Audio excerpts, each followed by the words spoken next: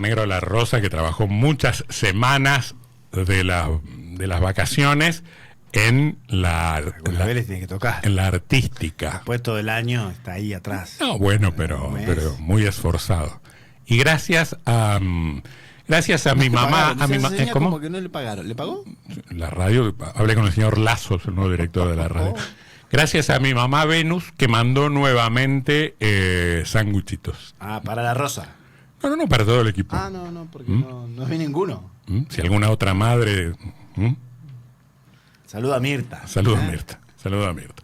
Bueno, la doctora Cecilia Goyeneche, en su momento destituida por un jurado de enjuiciamiento, reasumió hoy en su cargo de procuradora adjunta, luego de que el Superior Tribunal de Justicia, en línea con un mandato dictado por la Corte Suprema de Justicia de la Nación, anulara la medida dictada en su contra en su momento. Esta reincorporación llega más de 4 años después de aquella destitución. A fines de febrero de este año, el Superior Tribunal había declarado la nulidad de la resolución que la había destituido. Doctora Goyeneche, ¿cómo va? Buenas tardes. Buenas tardes, ¿cómo están? Bien.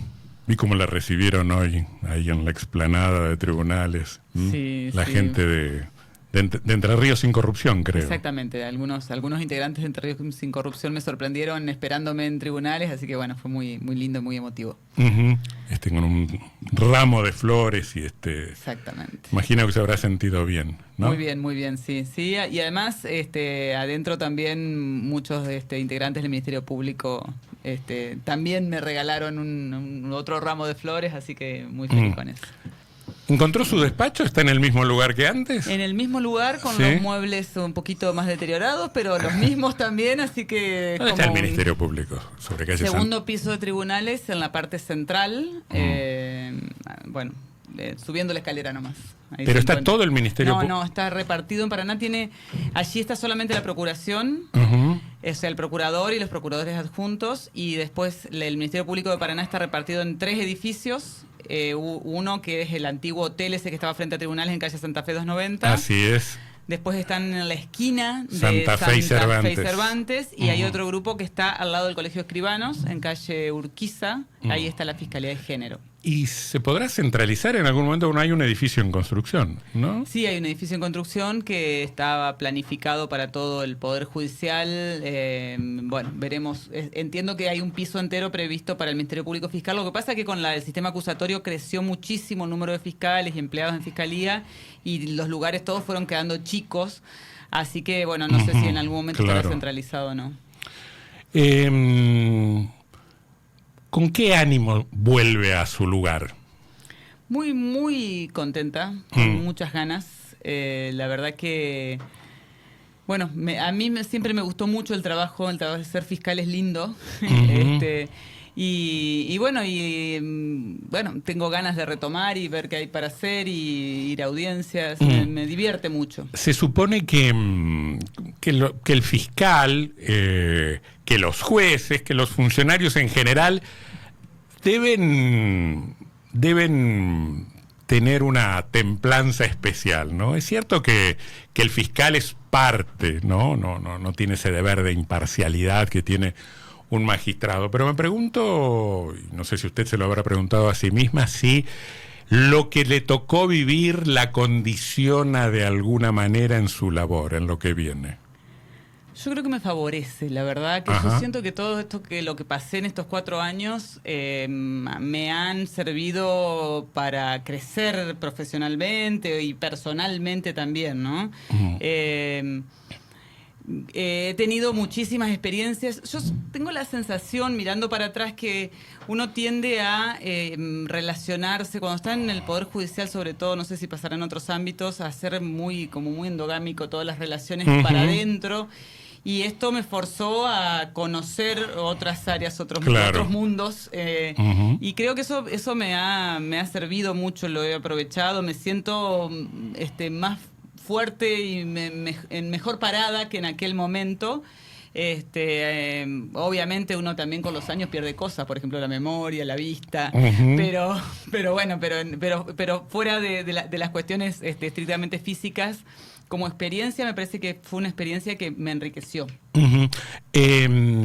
Y las enemistades que acumuló en este tiempo, porque usted también acumuló solidaridades, es verdad, Sí. pero las enemistades que acumuló en este tiempo, las críticas que recibió, aquel proceso que terminó como terminó, ¿no la ponen en un lugar un poco complicado? Pero ¿sabes lo que pasa, Antonio? Yo, qué sé yo, la semana que viene tengo una audiencia, suponete, por un homicidio en el tránsito, un homicidio imprudente. Y probablemente quienes sean los jueces sean gente que les resulto detestable, es probable. Pero yo voy a trabajar con un caso que hay una persona que padeció esto y otra que va a padecer lo otro porque se le impuso una pena.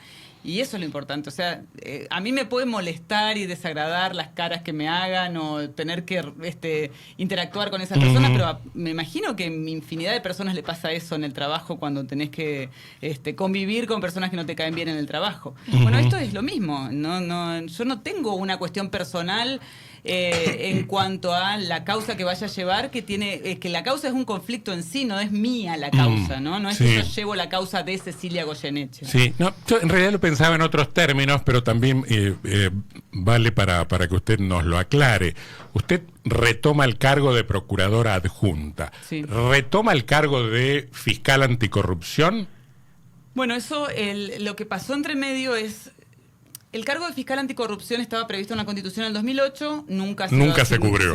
Se lo cubrió, no existía el cargo. De hecho, a mí lo que me asignó en 2018 el procurador García es las funciones de fiscal anticorrupción, no un cargo. Yo seguía con mi cargo de procuradora adjunta y tenía funciones, además de todas las de la procuración adjunta, las de fiscal anticorrupción, que es una suerte de coordinación de todas las investigaciones de corrupción. Luego, al final del gobierno de Bordet, se dicta una ley, cuando yo ya estaba fuera del cargo, se dicta una ley donde prohíben al procurador designar fiscal anticorrupción interino hasta que no se resuelva la designación del fiscal anticorrupción por concurso.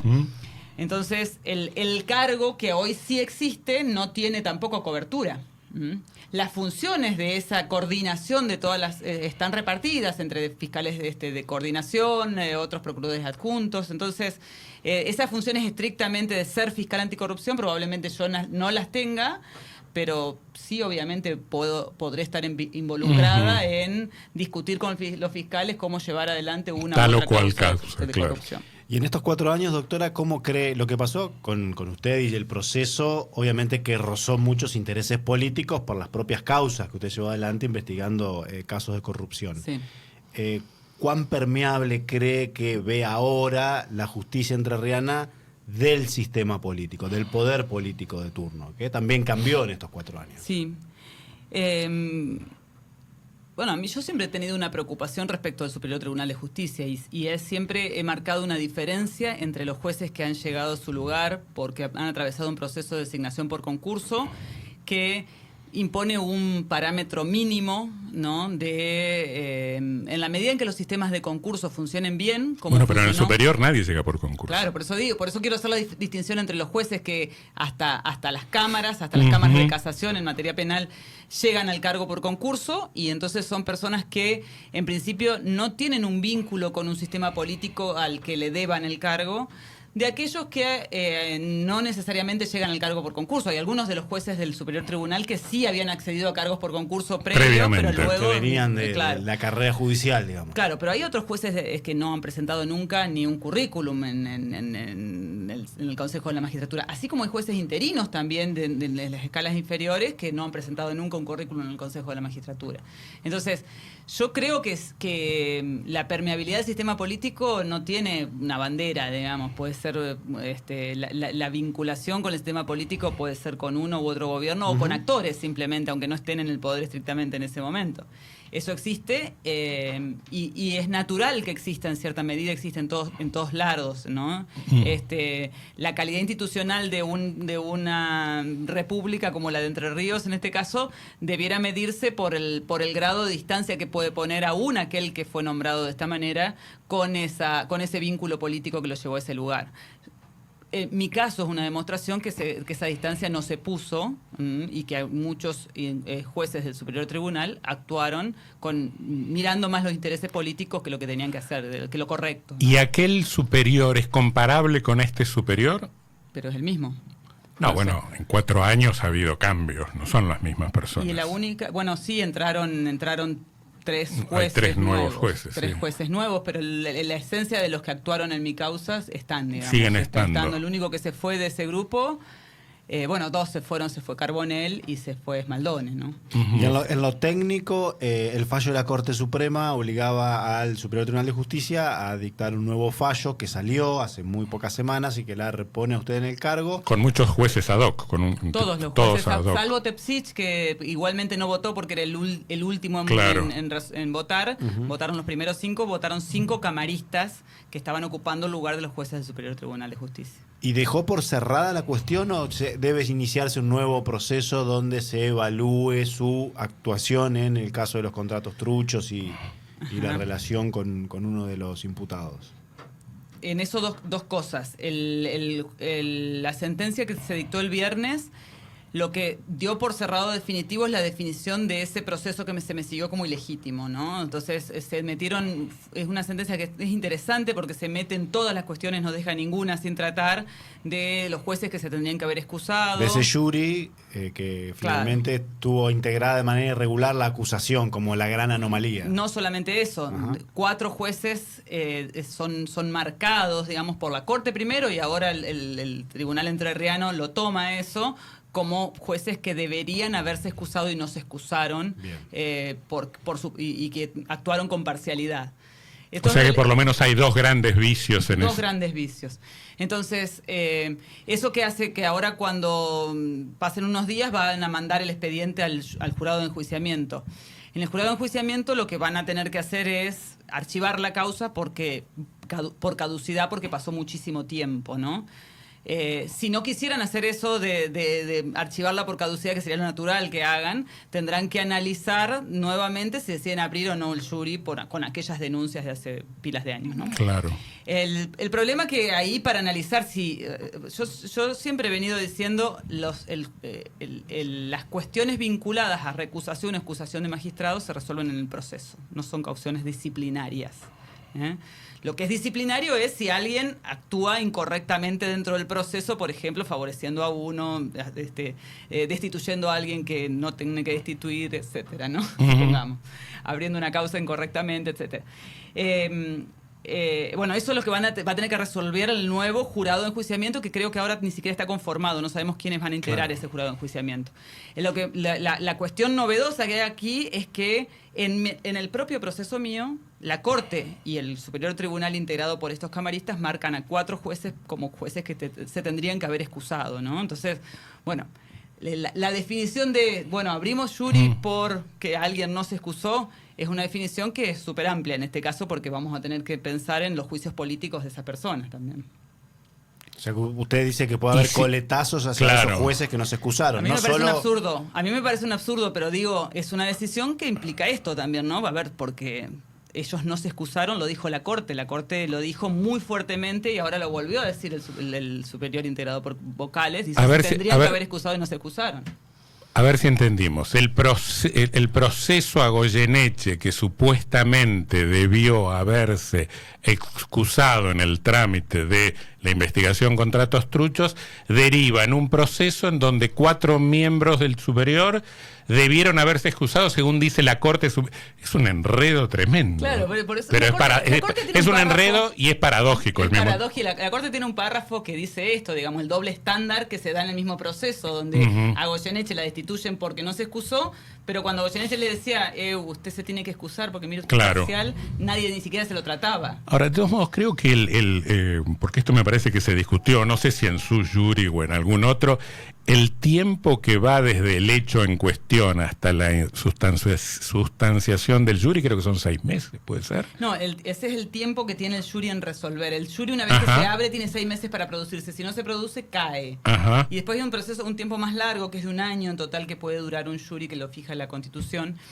que son plazos. Por eso yo decía que lo más natural sería que se archive la causa por caducidad, porque en realidad el sistema de enjuiciamiento de magistrados pone en riesgo la independencia, digamos, porque efectivamente se puede usar como un mecanismo de presión. De hecho, nosotros lo hemos visto en nuestra provincia, cómo han denunciado a cualquiera que hace una investigación contra fulanito de tal, le cae un jury. Sí, sí. Entonces, pasa también todo el tiempo en el orden nacional, digamos, tener en la parrilla a tal o cual por eso juez, la Constitución ¿no? dice, bueno, hay un plazo fatal para llevarlo adelante. Entonces, para garantizar que ese juez no se tenga que sentir presionado por tanto tiempo. Bueno, esto es lo que nosotros acá, en mi caso, yo estoy en este proceso, de hecho, desde la suspensión, hace 4 años y 3 meses que está este proceso girando. Entonces, bueno, eso necesariamente tiene que ser evaluado. Ahora, si uno mide el resultado, independientemente de las razones por las cuales usted es repuesta, independientemente de las razones, uno no puede sino saludar un funcionamiento institucional que pone las cosas en lo que nosotros y usted desde ya considera que es su lugar, ¿no? Hubo un funcionamiento de instituciones que dijeron lo que tenían que decir. Tal vez nos hubiese gustado que el jury funcionara de otra manera, o que usted hubiera seguido en su cargo porque el jury lo decidía en esos términos, pero aún así uno puede saludar cierto funcionamiento institucional que nos aleja de esa sensación de arbitrariedad permanente que tenemos muchas veces, sobre todo cuando estamos hablando de hechos vinculados con la corrupción. Sí, yo por eso siempre estuve segura que esto iba a terminar así, porque en el fondo soy alguien que cree mucho en el sistema judicial. Yo tengo muchas esperanzas o mucha fe en la idea de que es el mejor sistema que tenemos para resolver los conflictos. Y además, vuelvo a lo que planteaba anteriormente, creo que la gran mayoría de la judicatura entrerriana es una judicatura de muy buen nivel y que actúa con independencia, que hay obviamente momentos donde muchos se pueden equivocar o que hay presiones pero en general yo tenía la certeza de que la Corte iba a resolver como resolvió. Y también tenía la seguridad de que no podía terminar de otra manera porque creo que hay límites que el derecho siempre va poniendo, ¿no? Entonces, cuando hay un tribunal sumamente politizado, como fue el jurado de enjuiciamiento que me tocó a mí, y el superior tribunal, sobre todo algunos de los integrantes del superior tribunal, eso a veces se quiebra, ¿no? Y eso es lo que pasó anteriormente. Pero, bueno, finalmente ellos tuvieron que digamos, la luz de esperanza que yo tenía era que sabía que se tenían que apartar, que no podían seguir interviniendo en mi causa. ¿Qué va a pasar con todo esto con la causa Contratos Truchos? Porque nos estamos olvidando que todo nace de aquella causa donde encontraron... Yo pensaba en eso hoy. La sacan, la reponen en un proceso larguísimo y estamos recién en la etapa de elevación a juicio de la causa Contratos Truchos. La etapa de elevación a juicio es una etapa que está pensada en el proceso acusatorio como una etapa efímera, donde se juntan las partes, miran la prueba, dicen esta prueba vale, esta prueba me interesa, esta no me interesa. Y esto es largo. Y sin embargo es largo. Y esto ya lleva 1 año. Hoy me enteré hace un ratito que se fijó la continuidad de la causa, de la remisión a juicio para mayo. Pero déjeme hacer de abogado del diablo. ¿No será que es una causa muy compleja, con una enorme cantidad de imputados y que por eso se demora? Claro, por eso se demora un poquito, sí. Pero todo lo que se ha demorado, ahora está demorada. Otra de las características de la remisión, de la teoría sobre las remisiones a juicios, es que no tienen recurso. En la remisión a juicio no hay recurso, resolvemos todo y vamos al debate donde tenemos que ver toda la prueba y ahí el juez resuelve. Ahora estamos esperando que el superior tribunal resuelva un recurso de queja en esta remisión a juicio. Claro. Algo que es absolutamente insólito, no ha pasado. Bueno, de hecho, los fiscales la semana pasada recusaron a 2 de los integrantes del superior tribunal porque por el temor a la parcialidad que puedan tener para resolver esta causa. Pero esencialmente porque por lo más insólito es pensar que esta causa puede estar con un recurso de queja presuntamente abierto. Los enemigos del suyos o del Ministerio Público Fiscal en general a propósito de esta causa siguen insistiendo con que no, primero con que se ha demorado mucho, pero que es la de los perejiles, ¿no? Ajá. Que el famoso Contratos Truchos 2 no llegará nunca. ¿Qué me dice? Yo tengo entendido que está abierto ya el Contratos Truchos 2, una causa que está en trámite. ¿En qué sentido? Que está tramitándose, está esa investigación. Pero no depende de la resolución de Contratos Truchos 1. No entera, digamos. Es una causa que el Ministerio Público Fiscal había decidido postergar, digamos, esa segunda parte de la investigación. Y tengo entendido que el año pasado ya esa segunda parte se abrió para continuar con la investigación respecto de los personajes más jerárquicos de la legislatura. Y usted sabe, doctora, que necesito un título para esta entrevista. ¿Se va a meter en Contratos Truchos 2? ¿Mañana, pasado mañana, el lunes? No. Yo me excusé en contratos y... Finalmente se excusó. Yo finalmente me había excusado en contratos, así que creo que lo más sano, porque me parece que lo importante acá es que las investigaciones prosperen, que si hay alguien que es responsable sea condenado. Me parece que lo más sano es que yo no intervenga en esa causa. Los fiscales la están llevando, la conocen a la perfección y han trabajado muy bien en la causa, así que van a seguir ellos seguramente. Finalmente, usted concursó para un cargo en el Tribunal Oral Federal. Así es. ¿Qué pasa con eso? Bueno, eso es un concurso de una vocalía en el Tribunal Oral. Yo me inscribí en un momento en que estaba todavía esperando la sentencia de la Corte, creo que fue en ese momento que me inscribí. Los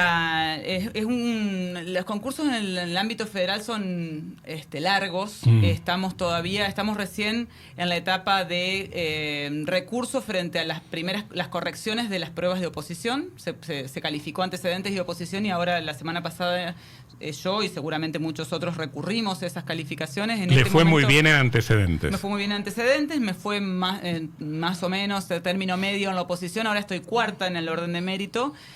Interpuse un recurso sobre eso, y bueno, ahora falta todavía una etapa larga, que es que respondan a esos recursos que interpusimos. Después hay una última etapa en el concurso, que son las entrevistas finales, donde generalmente se modifica el orden de mérito en el ámbito federal. Y después en el ámbito federal ahora estamos hace como 4 o 5 años que no hay designaciones de jueces y fiscales, porque está todo trabado en el Senado. O sea que eso es algo que, si bien está ahí latente, yo asumí el enfrentar ese concurso como una posibilidad, pero es algo que no es a corto plazo. Doctora Goyeneche, gracias por estar acá. Gracias por haber venido. La radio de la ciudad en la web costa.paraná.gov.ar. La fuerza de la voz.